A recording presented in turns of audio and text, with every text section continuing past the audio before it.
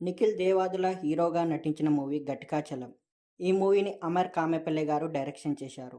అయితే ఈ movie Amazon prime ఓటీటీలో స్ట్రీమ్ అవుతుంది. అయితే ఈ మూవీ యొక్క రివ్యూ ఏంటో ఇప్పుడు చూద్దాం రండి. ఈ మూవీ యొక్క రన్ టైమ్ 2 అవర్స్‌గా ఉంది. ఇది ఒక హర్రర్ థ్రిల్లర్ మూవీ. ఈ మూవీకి ఐఎన్‌డిబి రేటింగ్ వచ్చేసి 8/10. ఈ మూవీ యొక్క బేసిక్ స్టోరీ పాయింట్ ఏంటిదంటే, మన హీరో నిఖిల్ దేవాదుల మెడిసిన్ చదువుతున్నాడు. తన నాన్న కోరిక మేరకు డాక్టర్ కావాలని మెడిసిన్ చదువుతాడు. కానీ అతడు చాలా భయస్థుడు. కాలేజీలో తన తోటి క్లాస్‌మేట్‌ని ప్రేమిస్తాడు. ఆ ప్రేమించిన విషయాన్ని ఆమెకు చెప్పలేడు. అయితే ఏ విషయాన్నైనా తనలోనే దాచుకుంటూ భయపడుతూ ఉంటాడు. మానసికంగా ఇలా కృంగిపోతాడు. అయితే కాలం గడిచే కొద్దీ కొన్నాళ్ళకి అతనికి మాత్రమే ఒక వాయిస్ వినబడుతుంది. ఆ వాయిస్ ఎవరిదో కాదు, ఒక చనిపోయిన వ్యక్తిది. అతనెవరో కాదు, ఘటికాచలం. ఆ వాయిస్ ప్రతిసారి అతన్ని కంట్రోల్ చేస్తూ ఉంటుంది. అసలు ఈ ఘటికాచలం ఎవరు? ఆ ఘటికాచలం వాయిస్ అతనికే ఎందుకు వినబడుతుంది?